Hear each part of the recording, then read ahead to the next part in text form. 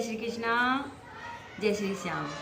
सभी को तुलसी सालग्राम की शादी की बहुत बहुत बधाई है। तो इस तुलसी सालग्राम की शादी के उपलक्ष्य पर मैं आपको एक छोटी सी कहानी सुनाना चाहती हूँ पथवारी माता की।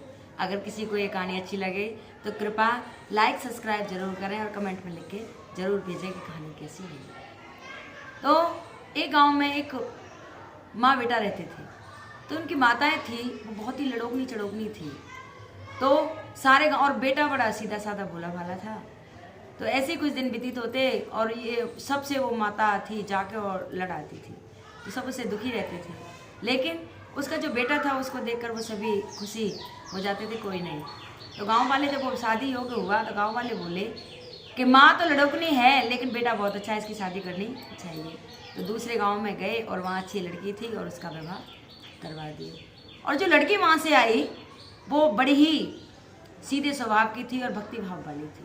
रोज सुबह उठती, तुलसी माता को सींचती और कहानियाँ सुनती, कार्तिक ठाकुर जी की कहानी सुनती और सारी सेवा पूजा बड़े प्रेम भाव से भोग लगाती करती। लेकिन ये सब करती थी तो वो सास बड़ी चिढ़ती थी कि कोई मत तक सुबह उठ जाती है और गाय भैंसों का करती नहीं है और सुबह ले और अपने पूजा पाठ में मर जाती है। तो ऐसे ऐसे समय व्यतीत हुआ। कार्तिक का महीना आया। वो बोली कि माँ जी, मैं जब से यहाँ आई हूँ और मैंने ना तो अपने कार्तिक स्नान किया ना ही कार्तिक की ठाकुर जी की कहानी सुनी। हम लोग जाते थे नदी पर स्नान करते थे, गंगा स्नान करते थे और वहाँ पथवारी को सींचते थे। ये सब कहने लगे। वो बोली कि तेरे पे काम ना धंधा कुछ, ठीक है ना, और यूँ ही लेके और बैठ जाए और ऐसा कर ये मटकी ले जा और आज से तू दूध दही बेच के आएगी।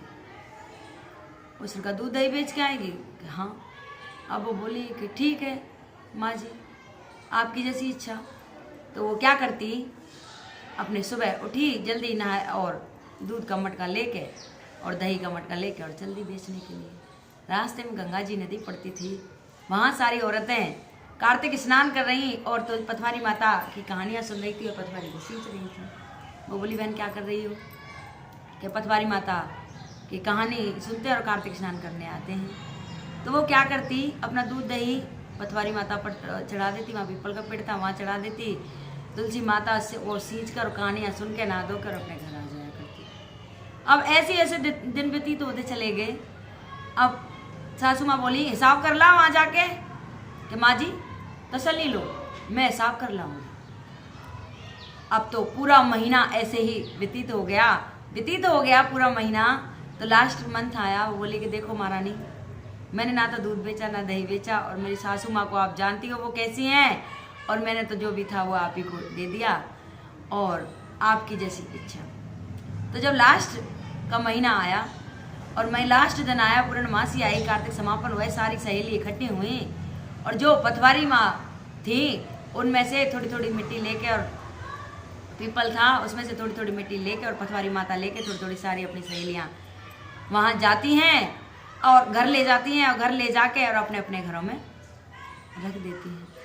रख देती हैं। तो वो सासू माँ बाहर आई गई थी, वो आई के हिसाब कर लाई कि माँ जी ठहर लो, खाना पीना खा लो, कोई ना हिसाब कर लाऊंगी। फिर थोड़ी देर खाना पीना खा लिया उसने, फिर बोली कि हिसाब कर लाई। करे माँ आप पड़ोस में बैठाओ, मैं हिसाब कर लाऊंगी। और उसके दकड़ पकड़ ये हो रही थी कि कैसे हिसाब मांगेगी, कहाँ से दूंगी, क्या करूँगी। अब तो वो कार्तिक के ठाकुर जी से और पथवारी माता से विनती करने लगती है कि आप ही संभाल लेना सब कुछ। तो ऐसे ऐसे जब हो जाती है कि तू नहीं बात मानेगी और दे बता कहाँ है मेरा हिसाब, तो वो अंदर के कमरे में ले जाती है और वहाँ देखे तो सोने चांदी हीरे जवाहरात रखे हुए थे। बा बोली किसका डांका डाल लाई? कि देखो जी, ना तो मैं किसी का डांका डाल के लाई, ना मैं किसी का कुछ कर लाई, तो पथवारी माता की और कार्तिक के ठाकुर जी की कृपा है जो उन्होंने दी है। मैं जो आप दूध दही देती थी मैं उसको नहीं बेचती थी, वहाँ कार्तिक स्नान करती थी सारी औरतें और मैं भी कार्तिक स्नान करती थी। जो भी दूध दही होता था वो पथवारी माता पर चढ़ाती और वहीं से इन्होंने दिए। जब लास्ट का महीना हुआ तो मैंने वहाँ से सभी पथवारी माता अपने अपने घर ले जा रही थी, थोड़ी थोड़ी मैं भी ले आई और पथवारी माँ ने मेरे नौने दोबारा से कर दी। वह बोली अब की बार दूध तू नहीं बेचेगी और कार्तिक में मैं स्नान करने मैं बेच के जाऊँगी। उसने कहा ठीक है। अब तो वो कार्तिक का इंतजार करने लगी कब कार्तिक आए, कब कार्तिक का महीना आया। और दूध दही सुबह उठती और दूध दही ले जाती, दूध दही को तो बेच आती, उसका तो मना तो उन पर चढ़ा आती।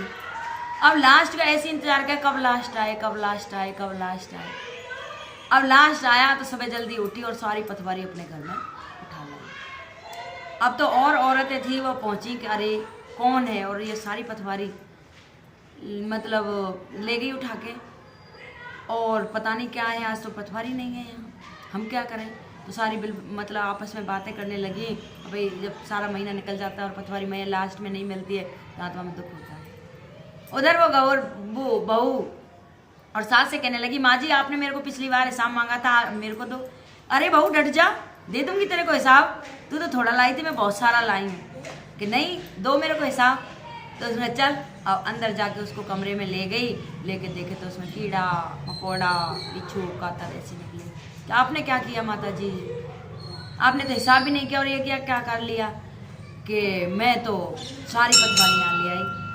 अब तो मन की ये बहुत गलत किया माँ जी आपने, आप सारी पथवारी ले आई और वो कहाँ ले जाएंगी, अपने घर क्या ले जाएंगी, जो इतने तन मन धन से सेवा करती थी। वो बोली बहू ये माया तो ही समेट। उसने कार्तिक के ठाकुर जी से प्रार्थना की और पथवारी माँ से प्रार्थना की, मैया रानी इस माया को समेट लो। तो मैया प्रसन्न हुई, वो माया सारी समेट ली उन्होंने, और समेट के और वहाँ हीरा जवाहरात हो गए। जैसे उस बहू को पथवारी माता ने दिया, जैसे सबके लिए देना, जैसे सास के लिए दिया, उसके ऐसा कभी किसी को मत देना। हे कार्तिक के ठाकुर जी, हे पथवारी माता, सब पर अपनी कृपा दृष्टि बना के रखना, सब पर अपने भंडारे भरना, सबके वारे न्यारे करना। हे कार्तिक के ठाकुर जी, हम पर भी अपनी कृपा दृष्टि बनाए रखना।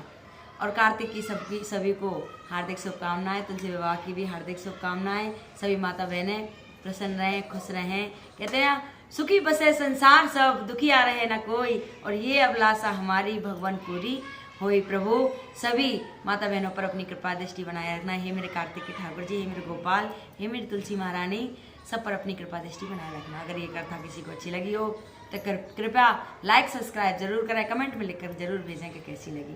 राधे राधे, जय श्री राधे, जय श्री श्याम।